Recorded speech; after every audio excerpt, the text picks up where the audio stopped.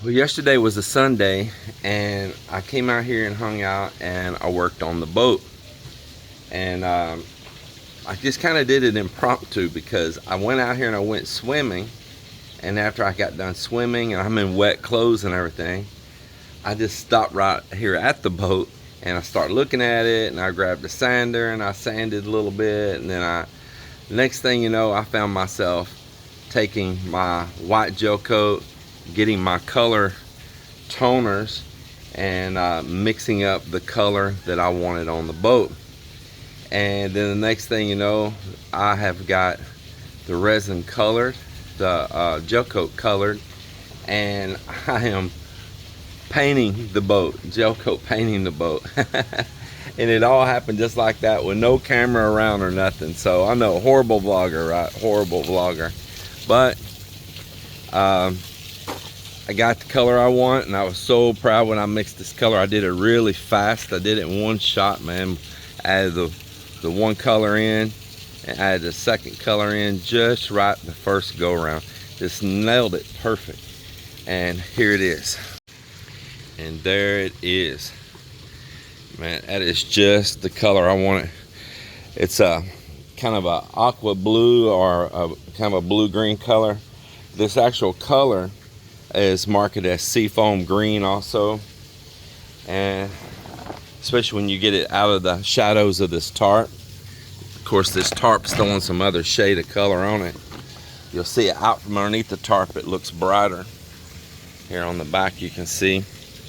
But that is it, man. It's all on here and nice and solid and good to go, man. I am so happy for it. Really happy for it. Now, it won't just stay solid like this. You see, I made a little place here that curls out. I think I'm going to be taping this off right along there, and I'll probably paint these in like it'll make it look like a rubber rail. You know, it is kind of a rubber rail in a way because they stick out there further. But there it is. I am so happy with it. Very, very happy with that. Like I say, it's not just going to stay just like this. So I have a fish skeleton pattern that I'm going to put on here. So what I'll do is I'm going to probably put transfer paper on. It's like a gummy back paper for artwork and for transferring letterings and things like that. I'll probably put that down the side. I ordered a roll of it a while back, about a month ago, on Amazon. Got it in here. And then I'm going to draw that fish out on that paper. It's going to be a skeleton, a fish skeleton down through here, done in black. And then I'll take a X-Acto knife and cut out that skeleton. And then I will apply the black on there.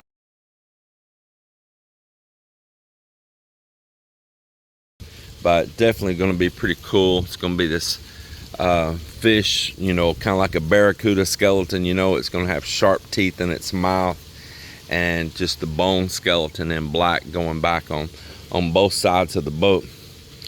So I think that's going to be pretty cool. I'm going to be doing more gel coating today, and now I'll talk about mixing that. So I have just a gel coat white right here. You see, gel coat white, and I use these toners right here, and I don't want to get it all on my fingers. This stuff makes a mess. See here, toner for blue, and I mean, it'll get on you, and toner per green, and it's really dark. So what I did is I took this cup right here, and I put a little bit of this lacquer thinner in there, just a little bit in the bottom. And then when I scoop some of the blue right here, as you see, I mixed it here in that lacquer thinner because it's a thick paste like. And I broke it down in that lacquer thinner and got it thinned down to where I could pour it into the gel coat and be able to mix it and get a more even color faster, you know, not worry about that there's a clump down in there somewhere that's going to show up later. So I dissolved it down here in the lacquer thinner first, and then I got it to like the soft blue, which was a pretty color all on its own, a really soft blue. And then I told you stuff would get on you so easy. It's just everywhere. And then I took another little stick, which was this one before, and I barely put any green, and the cup must have blown away, and I did the same thing, soften that green up a little bit with some lacquer thinner. And I mean barely, I put maybe a tenth of the green as I did the blue, and mixed it in there. And at first you don't see much effect, and then all of a sudden, boom, there it is, and the green came through, and boom, I got the perfect color that I wanted first shot around. I didn't have to do any adjustments to my mix or anything. Got it the first shot around, and there it is. And man, I am happy with it. And this is all good to go. It is good to go. Everybody's really been complimenting that color too. I mean, like literally coming to me saying I like that. Even Melinda, she's seen it. She let me know that I like that color on the boat. The brothers, everyone, the guests that were here. So I was happy to hear that, you know. But the most important thing is it makes me happy, and that's the color I wanted. I had a guy I knew back in our small town, Terrell, Texas, home of Jamie Foxx, that he had the 72 Chevy, and short bed, short wide, beautiful trucks. You know, if you're a Chevy pickup fan, 72 is such a classic. Last year, that body style, and he painted it seafoam green, man, with white two-tone. Man, that truck looked so beautiful. Boy, I loved it. And then a guy that he knew there in town, he's kind of friends with or acquainted with, he liked it so much, he had a square body, I think a 75, 76, 77 right in there, square body, and he painted that square body Chevy also that same seafoam green two-tone with the white. White looks really nice with that. Man, that truck looks so beautiful. Man, did it look beautiful. And I remember back in the day there in Hot Rod magazine and Muscle Car magazine and all, there was numerous people all went to painting that seafoam green. I said, man, I'm gonna paint me a car seafoam green one of these days. I painted a lot of vehicles in my life, a lot. And I never did. But I said, you know what? I'm gonna make this boat seafoam green, a kind of an aqua blue. And here we are. All right, so I've been out here covered in sweat right now. Been sanding the back side of this boat down through here, and about to give that a good wipe down. You know, you can sand away. I don't want to sand too much of my resin away and get down into my glass. So I just want to knock the biggest part of the humps off. When I use that that CSM, that chop strand mat, it doesn't leave like a real smooth texture to it. And of course I could keep laminating more glass, and I don't want to. I don't need to add the weight. I really don't need the strength. So the drawback is that I'm gonna have a little bit of a textured finish in the Gelcoat, because I don't want to sand too far away down into that CSM, nor do I want to keep laying up more resin. Resin doesn't give strength, glass does with resin in it. So you don't want to take away the resin off the glass, and you don't want to add resin alone. I could fair it out, mix up a fairing compound, but listen, you got to weigh out your time and effort versus the purpose and the value of this. And this is always just still going to be an old Bangka boat, and it's going to be very utility here. It's not a showpiece or nothing. It's going to be very utility. And so you got to draw a line somewhere of your time and money you're going to spend on it. And I'm drawing a line that I'm going to knock off the high spots, but I'm not going to get it perfect. And I'm going to wipe it down now, and I'm going to gel coat it, and it's going to look just as good as this side right here, which is all right by me. So there you have it right there. So I've got resin already mixed with color. I say resin, I mean gel coat. Got gel coat already mixed with color right here. It just needs hardener. So I get out here right now, get my pan cleaned up. It's got a little rainwater in it here. Get my pan cleaned up. I might be able to peel a layer out of this, and if it's on there pretty good, I can leave it. I'll probably just leave that undisturbed. And what I'll do is set my scales and I weigh the pan. And so then I zero the scale out with the pan sitting on it. Definitely want to get that moisture dried out of there. And then I'll pour my material up in there. I'll see, you know, how much I put, you know, like a half a kilo, for instance, 0.5 of a kilo.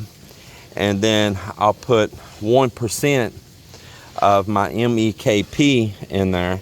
And it's according to how hot it is, I may even have to go a little under 1%, believe it or not, in this weather, because it'll try to go off on me too fast. Now this is wax solution right here, wax soil, but I don't necessarily need to add it. This coats I put on here, when I put them on with no wax soil, it kicked off and had a good smooth hard finish without any wax. It had no stickiness to it. So we'll see if I'm going to add any or not. I might add a little bit on the very final coat.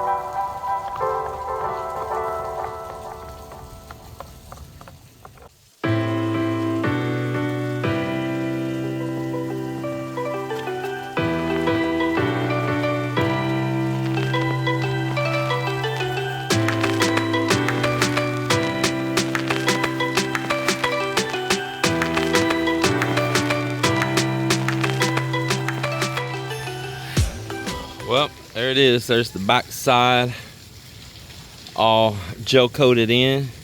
It's only a first coat, and I need to sand over that coat because there were some little bumps and stuff that I encountered down through there. So I'll let that cure overnight, and I'll come back over and sand over it at some point and recoat it. I probably won't even recoat it until I'm over here doing this side later on, and then I'll do another coat over on that, because I just don't want to mix up more gel coat right now. So tomorrow the task will be rocking this side up after that cures overnight, move my tarp over here to this side, get set up, move my table over here and everything to this side, and just repeat the procedure. Go down through here and start leveling that out where that piece of PVC wraps around the bottom. Do a little sanding. It doesn't need much. I already sanded a lot of this already in the past. And wipe it all down, make sure it's dry, and I would be able to start fiberglassing this on this side. I may need to go buy some resin, and I need to go also count how many pieces of cloth I have. I don't want to start on it and be short, so I will go do that inventory. I may not be able to start this necessarily tomorrow. I may have to go grab some materials just to be sure that I have enough to get it 100% of the way. Yeah, man, it's going to be great. And then once I have this pontoon here done, and this is just a matter of gel coating over the hull here right now. It's ready.